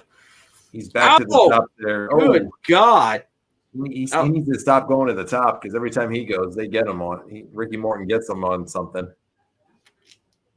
Do you think he's got like the Ric Flair curse with going to the top rope? Maybe. Oh, yeah. Cody versus Brock becomes a Texas Bull Rope match. Oh, yes. Interesting. I think that'd be great. I think that'd be a good match. Because Brock feud those two. Oh yeah, their chemistry is off the charts. Boy, when you see Ricky Morton here, Chris, you look at him now. He really hasn't aged a bit. He's like Jimmy Hart. That are our truth, dude. Which I don't say it nearly like I should, but Ricky's one of the nicest wrestlers that I've ever met. He is such a cool guy. And so damn talented. Yeah, he sure is. One of the best tag teams of all time is the Rock and Roll Express. And they're finally in the Hall of Fame, right? Yeah, absolutely. I think they're in a couple years ago. Good. Well deserved. And is Jim Cornette in the Hall of Fame yet? Nope. How? I have no idea. He just isn't. He just isn't. He is not. Crazy, right? So wait, the Midnight Express went in, but Cornette didn't. No, I don't think the Midnight Express went in yet. They were supposed to go in this year, but I don't think they went in. What the hell is... Okay, so Sid's not in, Lex is not in, the Midnight Express is not in, Cornette's not in. What the... Okay, I'm sorry. Ricky hates Kevin Nash. Yeah, they don't get along for some reason, Jeremy. I've heard that in the past. I think it had something to do with a match they were in or something like that Ricky got pissed at them. Yes. Ricky upset Ivan Koloff. And Nicholas says, greatest manager ever, in my opinion, Bobby the Brain Heenan. Absolutely. Oh, we're going to get along great, Nicholas, because me and John feel like Bobby is the greatest performer in the history of the business. Hands down. Just who is this underneath the hood here? It's the Russian Assassin. Oh, okay. Russian Assassin. I don't remember that. He's beating the shit out of Ricky on the outside. I wouldn't be surprised if that's Brad Armstrong under a mask with all the gimmicks he had. Jeez, he had a gimmick for everything all the time. Oh, yeah. Uh-oh. Dude, now the manager just got knocked out by Ivan. He's done with him. Oh, my God. Jim Ross is like this dictator like Paul Jones. Now the assassin just jumped Ivan from behind. 6'8", 330. He's turning on his comrade. Oh, my God. The Russian Assassins. Here's another one here. Whoever this guy is behind the hold on thing here. This is awesome. I'm sorry. This is great. This is so cheesy and good. Yeah, I don't remember any of this. I don't either, but this is the first for me watching this here. But dear God, this is great. Yeah, he was a great announcer, Nicholas, that's for sure. He did everything good, Bobby the Brain did. Okay, we got Russian Assassin number 1 and Russian Assassin number 2. Mm-hmm. There you go. Did they say who's behind it? I'm trying to look that up, actually. They call it Paul Jones's Army. Paul Jones's Army. All right. I'm going to see who Assassin number 1 is. Jack Victory. Okay. ECW fame. Really? Yeah, he was in ECW. He started wrestling in 1988. I did not know that. Yeah. All right. So Jack Victory he's underneath one of the masks here. And number 2 is David Sheldon, better known by his ring name Angel of Death. I don't know anything about him. Never heard of that. He was the first man to portray the masked wrestler, the Black Scorpion. Okay. I know that. Before it went to Flair. Gotcha. That's about it. All right. Jeremy says, if you haven't seen the interview where Sid talked about War Games match where he almost crippled Pillman, said those were his intentions because Pillman cried too much in the locker room. That was fucking brutal when he got him, Jeremy, and he did that. I think he knocked him unconscious when he power bombed him off, and hit him from the top right on his head. That was pretty brutal. Oh yeah, and the thing is that you can tell like the ceiling for like that cage was really low, way too low. Yeah. All right, who's this guy? Jim Ayers. He played for the 49ers. He won 2 Super Bowls with them, and he lost the Super Bowl with the Broncos. John Ayers? Is that his name? Because Jim just called him John. John Ayers, sorry. John Ayers, okay. I've never heard of him either. He's a tall guy. He makes Mike Adamle look like Dusty Rhodes. Yeah, this guy doesn't have too much personality and charisma. He was actually the on-screen president for the UWF, apparently, for Bill Watts. This guy could make fucking paint dry look interesting. Yeah, he could. Did you see Pillman's son got signed by WWE? He did? Yeah, it's the rumor that he got signed by WWE. Oh, wow. No intros for Sting or Windham coming out here? That sucks. Man called Sting. Man called Sting. Look at James J. Dillon there. Rest in peace, Scott Hall. Absolutely, Nicholas. With Pillman Jr., he's a great hand in the ring. That's all I can say. Let's see what the WWE machine can do for him and teach him. Let's see. Boy, Barry Windham's a guy. We talked about it on the last Clash of Champions we did. What a smooth worker in the ring he was. Even Ric Flair said it. Barry Windham is the most naturally gifted wrestler he's ever seen. Yeah, so many of the wrestlers from this time frame have said that about Barry, that the guy was just literally the most naturally talented wrestler in the ring that they'd ever seen. He could he could wrestle with anybody and make them look like gold. Yeah, he just had it. Similar to that era's, let's say it's like a Kurt Angle, to where just he can adapt to any situation and make anybody look like $1 million. So Sting versus Muta, favorite Sting rivalry, not named Ric Flair. They had a great rivalry with Muta. Oh god, they did. Yeah, they went on for years, I think, with it too. Muta's Hall of Fame speech was the greatest ever. I mean, I came to tears. Quick and painless, that's for sure. Question for you: which Sting was your favorite? Mine was the Crow Sting. I agree. Crow Sting was my favorite too. What about you, Chris? Mine, the 1997, 1998 Sting. Yep. So, without a shadow of a doubt, not saying that he peaked there, but that's where he finally got it all together and just became, dare I say, like the perfect character. I love Surfer Sting too. Like I love Surfer Sting, but it was a very important change that he had to make in his career at that point to do the Crow, and to kind of change his stale. Yeah, it was getting stale, So it was a very important moment in his career to make that big change that he did.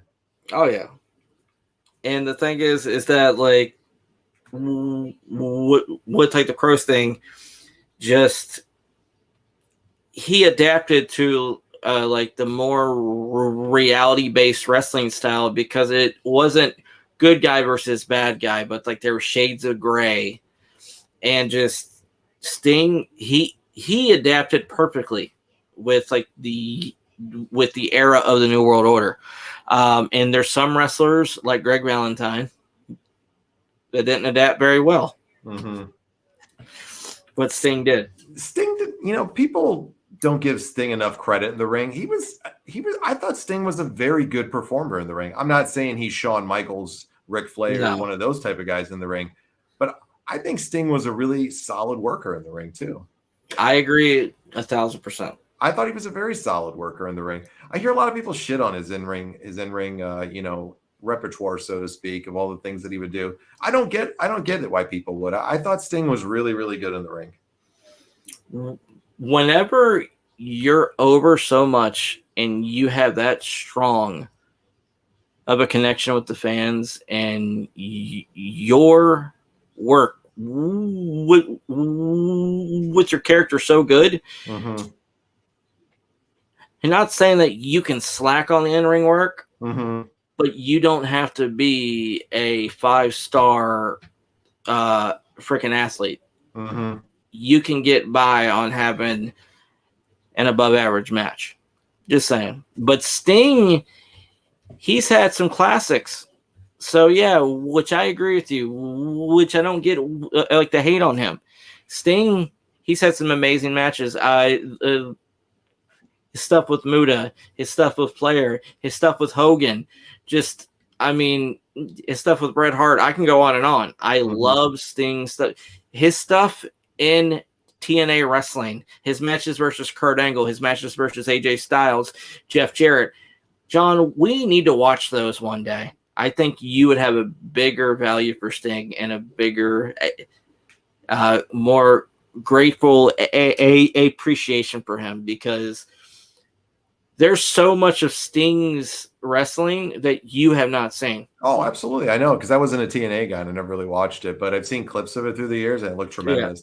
Let me get a couple of comments here. Nicholas says Sting was one of my favorite wrestlers, but honestly, I grew up as a Hulkamaniac. I agree, Nicholas. I was the same way. I want to be a Hulkamaniac. Okay. Yep. But Sting was your version, WCW's version of their Hulk Hogan in a lot of ways, I think. Not as over as him, but he was their kind of version, which is why he was my favorite in WCW. I heard if Hogan wasn't going to be the third man, it was going to be Sting. And then Jeremy says, what if Scott Hall hadn't pitched the idea to him about the Crow Sting? Very, very, very good question there. What would have happened with his career if he hadn't pitched that, Chris? Probably would have kind of floundered a little bit. Maybe Sting still wouldn't be going as much as he is today and having the success that he did later on if it wasn't for that. And what if he was the third man instead of Hogan? He would have been a great backup as the third man for sure. I agree 1,000% because he never turned heel. No, I mean, he did in TNA later on a little bit. Well, yeah.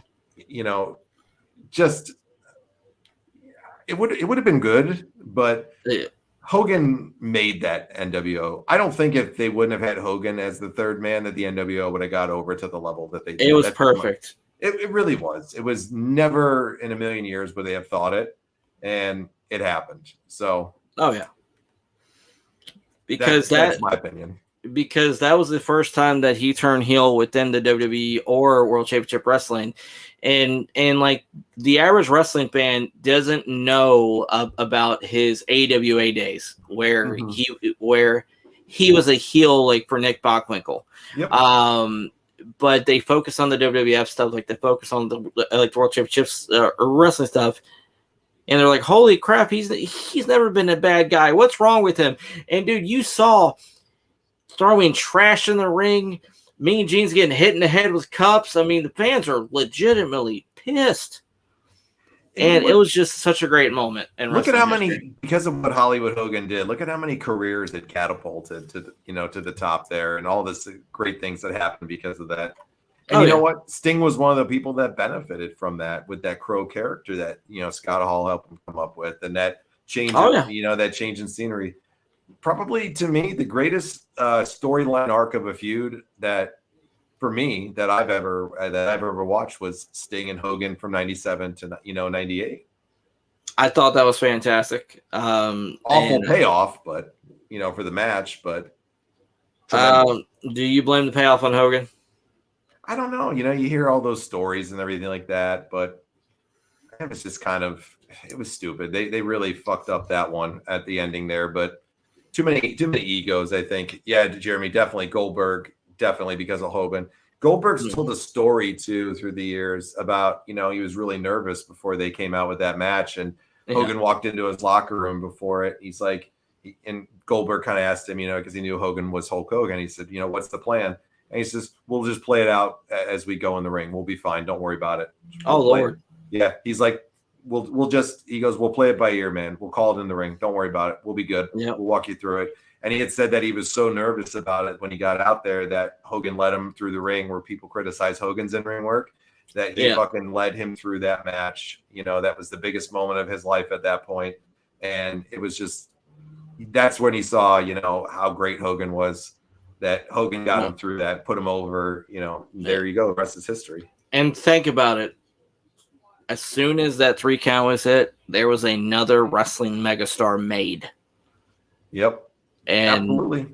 And you got so many people saying Hogan's ego, this, that, the other. That doesn't work for me, brother. No.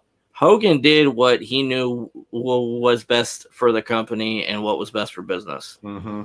Remember the WCW hotline? I called it when I was like 15 and ran up a huge phone bill. Yes. 1-900-909-9900. Kids, get your parents' permission. Did you call the Rick Rude hotline, John? Did you call it today? The Rick Rude one, but I did call the WCW hotline as a kid. You got to call the Rude hotline, and you got to repent for being rude today. There you go. Just saying. Good match between these two here. Yeah, it's solid. Great chemistry with Windham and Sting. Once again, going back to it, Windham is just a completely underappreciated performer. Oh, yeah, he is. Didn't get my parents' permission. Most of us didn't, Nick. No. Make sure you get your parents' permission before you call. I remember my dad got that phone bill. Boy, he was fucking hot. He was hot. Oh, God, yeah. Well, it's kind of like whenever like the text messaging first came out, and I didn't realize that they charged per text sending and receiving. Yep. So like my first cell phone, I ran up a bill for about $600 through text messaging. Yep. And my dad was really pissed off. He's like, "What the fuck is wrong with you?" I'm like, "I was just texting." He's like, "They charge for you sending and for you receiving," and it apparently, which was like 5 cents per send and per receive. Thank God we have what we have now. But yeah, when I moved back to absolutely. When I moved back to the United States in 2006, because I'd been overseas for a few years, I was in the military, and my wife and I had just got a new cell phone plan, and I don't remember if it was. I remember it was a Sprint. Yeah, and Jesus, $1,000, man. Woo, that's a big one, Nick. You definitely got grounded for that one. I remember we got back, and you know, my wife and I, you know, she'd been text messaging and doing all that stuff, and we didn't realize how many, you know, texts you got or whatever. Yeah, and I remember getting like a $450 phone bill because of the text messages, and I was just fucking blown away. And $450 to me at that time was a lot of money. So we didn't text message much after that till later on. Windham and Dustin, great tag team, and they did have a great feud with them. Jeremy. Oh, God, they did. And remember with the cell phones, you had to wait until like 8 or 9 p.m. for you to get free minutes. Yeah, free minutes, you know, the nighttime calling or whatever it was. These are the Stone Ages, guys. Okay? Yep. Those were the days, right? Oh, yeah. Do you remember Dustin and Windham as a tag team, Chris? I do. They were outstanding. They were the definition of the term the naturals. Yep. Just saying. Just imagine if they would have let them go for years together.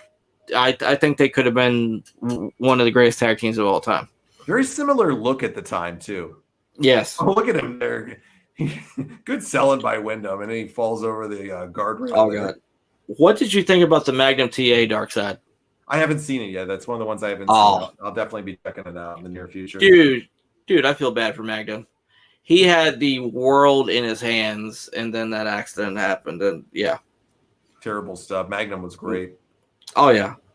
I would say Magnum was up there with Barry. With talent, man. People love Magnum TA. Which every single time that Magnum showed up, it was our Red Panty Night? Pretty much. Yeah. He was that over wherever he went. He was going to win the world title too. Yeah. They were definitely going to put the belt on him, and when he had that terrible accident, from what I understand and have heard through the years. But yet, I think Brutus survived his accident. He did. I think that's one of the next. I got a few left in the season to catch up on, and that's one of the ones I gotta check out with Magnum TA. Maybe I'll watch it later tonight, actually. Which I know your favorite is the XPW and the Nick Gage. Those are your two favorites. Last season's slop that putting that shit out with those two awful promotion, the awful promotion and awful wrestler. And the XPW is still in business. Crazy to think. How? Who knows? When you're just dumping your own money in it, I guess it doesn't matter. I don't know where the hell he's getting money from because he doesn't run a porn business anymore, from what I understand. He has a pizza parlor. Oh, he does? Yeah, he has like a pizza parlor somewhere in New York, from what I understand. Okay, well, I've heard that same rumor, Jeremy, that Sting was pushed because of the Magnum accident. So, I mean, it worked out good for Sting in regards to his push, but what a terrible accident that was. That's true. I mean, we speak about like the what ifs, whoever was in the accident, like would Sting been and push is good, and we spoke about on like the last show we did, which was like the King of the Ring part 1 of 1997, with the curtain call, like with the click. If that would have never happened, would we have had Austin 316? Because Triple H was scheduled to win the King of the Ring in 1996, but instead that was moved to 1997. Just so it's amazing, like to think about these small little things like that led like to bigger things happening, like that really changed the business for the better. Everything in life happens for a reason, right? Oh yeah, like without a doubt, I agree. Good, bad, or indifferent. You know, everything happens in life. And it's the interesting thing when you go back and look at things, if you kind of fantasy book it, the what ifs, what if this didn't happen? What if this didn't happen? You know, what if this would have happened? How would have been different? Have you ever watched the 83 Weeks with Christy Olsen on YouTube? I love 83 Weeks, Nicholas, but I've never watched it with, with Christy Olsen on YouTube. I've never seen that. I've heard that he does that with her. I don't know if he still does, but I've never seen it. Chris, have you? No, I haven't. Yeah, I'm sure if Eric's on it, I'm sure it's awesome. I love Eric. When it comes like to wrestling podcasting, I've kind of, not that I don't listen to it no more, but I'm more now if it's like a topic that I want to listen to, then yes, but I'm not to where I used to be, to where I religiously listen to it weekly. So. Jeremy, now read the same way. Jeremy says, well, I'm thinking about, are you live every Sunday and what time? Love the conversation. Jeremy, we are live every Monday night by about 10 to 10:15. We do a Monday night retro Monday Night Wars series that we do. So what we do is we go back, and 1 week we watch Raw. The next week we watch SmackDown, and we give our opinions. No. We watch Nitro. Nitro, I'm sorry. Sorry, I hit that on there. So 1 week we go back and watch Raw for the week. The next week we go watch that week's Nitro, and then we compare and give our opinions on what is the best show. But I will say on Sundays is, I can't say it now, but we will be doing a Sunday show weekly. So yes, make sure you like the Facebook page here, and I guarantee you that we will be doing something on Sunday every week starting in a few weeks. So we will be putting out more content. So there you go. And if you're in Atlanta, if you're based in Atlanta, it's definitely going to be something, ironically enough, that's going to benefit you tremendously. Yes. We just signed the contract for it on Friday. So we'll say more when they announce it, but something exciting coming for the show on Sunday nights. And we do this every Monday night here on Facebook and YouTube. So. Yeah. We would say something, but they said that they wanted to make the announcement instead of us. So yeah, we got to wait. But Sunday nights, in 2 weeks, you'll be hearing us every Sunday night and Saturday nights for that matter too. That's what we can say. So literally, we're gonna be going from one night a week to 3 nights a week. Yep. So there you go. Mondays are always a fun show to check out, Jeremy. Oh, Anybody yeah. that's watching this later on, just most of our people watch it later on or check it out at another point in time because we do them so late, just because of our schedules. But Mondays are always a fun show to kind of compare and contrast and see go back and relive that Attitude Era. Oh God, yeah. I just absolutely, it's been a blast. These Clash of Champions, since we started them a few months ago, outstanding. What a real gem they are for these early NWA Clash of Champions. These are just some really fantastic cards, all in all. You know? Oh God, yeah, man. Like, dude, this match is fantastic. I would have to say between this and the match with Brad and with Mr. Rotunda, Mr. Mike Rotunda, I would say the top 2 matches of the night. It's been a solid card, all in all. I wasn't into the Sullivan and Dusty match, to be honest with you, but it was bad. Nicholas says I was a Nitro guy. Nicholas, I was too. 100%. I was. Okay, so I love Nitro, both, but Nitro was mine. But I got hooked on Raw 100%, and I know some people, you're gonna laugh at this, but I got hooked after the feud with the Patriot and Bret the Hitman Hart. I know that's silly and stupid, but yeah, that's when I started to watch religiously. Nice. Y'all do shows the week of a PLE to give predictions. I don't know what that means. Predictions. Okay. Like a pay-per-view. Sorry. Well, we might be doing something similar soon coming up. So yeah. Yeah, we will be doing a little bit of predictions for some of the shows of the week of a pay-per-view, Jeremy. So we will be doing a little bit with that on some stuff for sure in the coming weeks. We will be speaking about some modern content, but like the bread and butter is going to be retro old school. So yeah, we got a cool format coming for some stuff for the retro content in the coming weeks there. So in addition to these. We like to sprinkle in just a lot of old school fun ones that we may have never seen, ones we haven't seen in years. You know, we try to put some series together for them. The Clash ones just kind of came to us, and then we just said one night we were looking for just something new and different. We're like, man, this is pretty good. Let's do like a Clash series. So we try to do a Clash every month or so, or every 6 weeks, and we're on the 3rd one now. So the next one will be, of course, Clash 4. But it's great to go back and relive some of these old memories. And it's crazy to think that Sting is still in the ring to this day.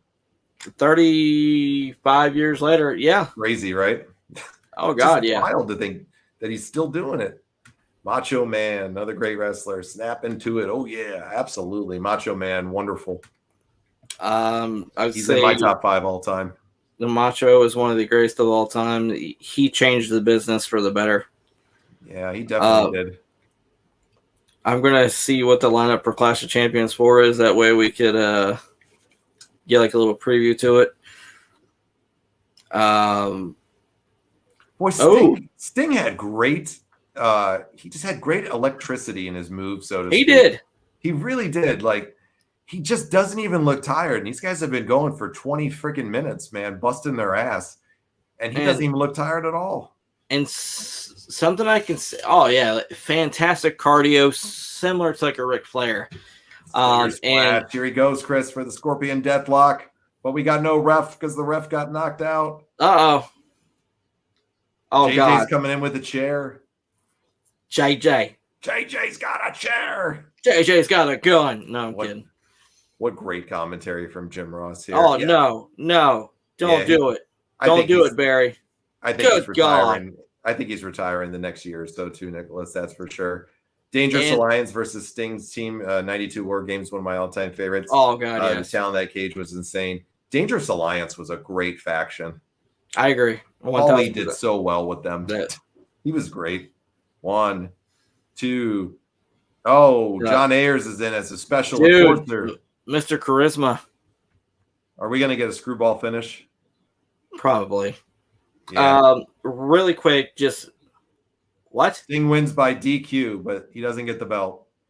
JJ's pitching a hissy fit right now. But he retained the belt, so why is he get? Well, Windham's the champ. Yeah, but Windham's the champ, and then Sting won by DQ, so he doesn't get the belt. okay, I got That's you. why he's pissed. All right, so back to what I was saying, like with Sting earlier, like with him, he's not like the most gifted, but with his moveset, he made each move mean something. Yep. And that's a true talent right there. All right, Chris. Okay. So that's the end of the show. What do you think about this show tonight? You going to give it a thumbs up, a thumbs down, or a thumbs in the middle? What's your rating? Thumbs up all the way. It was outstanding. I thought from like the top to the bottom, from like the hold on, let me turn this off real quick.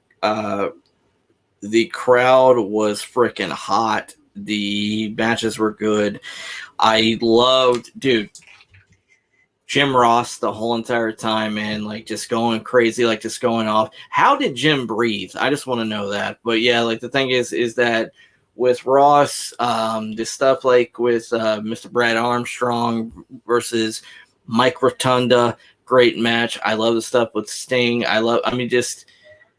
Just in general, the whole lineup, with the exception of the Dusty match, which I love Dusty, but like the stuff like with Kevin Sullivan, it's very hard for me to give a shit. And the Russian chain match actually wasn't half bad, so I like that as well. I give it a thumbs up all the way. I got to agree with you 1,000%. I definitely thought this was a tremendous show all the way around. Dusty match wasn't my favorite. It wasn't awful, but it just wasn't anything that really drew me in or anything like that. Yeah. But it wasn't awful. It wasn't like it was bad or anything like that. Just wasn't my cup of tea. So doesn't make it a bad match or awful. No. But everything else, boy, this crowd was electric here in Albany, Georgia. They were fucking fantastic. I really got to give them a lot of credit. They helped make this show great. Thank you. You share my mind. They're a big reason why. That and Jim Ross. Good God. Jim Ross and Bob Cottle on the announce team here for the show. Outstanding. Man, they really, really were fantastic. They were really, really good as an announce team. I really agree with you. And Ricky Morton did a hell of a job tonight, too. Absolutely. It was a great performance all the way around. Nicholas said, great show, guys. I'll definitely be back again. Thank you very much, Nicholas. I greatly appreciate that. Jeremy, thanks for coming out, too. It's nice to see you both here. Make sure you like and follow the page here on Facebook, and that way you can get notified every time we're doing something. Okay, so just to give you guys like a little preview of what we're going to be doing like with the Clash of Champions 4, we got the fantastic Mr. Eddie Gilbert and Ron Simmons for the United States Championships. Steve Williams with Kevin Sullivan facing the Italian Stallion. Ivan Koloff facing Paul Jones. The Road Warrior Animal facing Dusty Rhodes. The Four Horsemen facing the Midnight Express. And that's going to be the lineup for the next Clash of Champions. It should be another phenomenal show, brother. I'm excited. I'm stoked.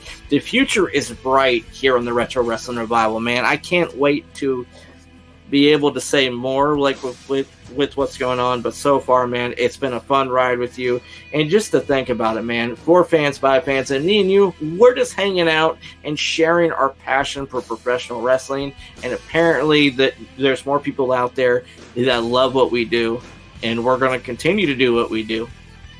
So there you go. You got it. Yeah, well, Jeremy will be back tomorrow night right around 10 o'clock. So thanks so much, Nicholas, as well, for liking and following it. Yeah, we'll be back tomorrow night right around 10 o'clock. So just take a look on the page, and we'll put up that time.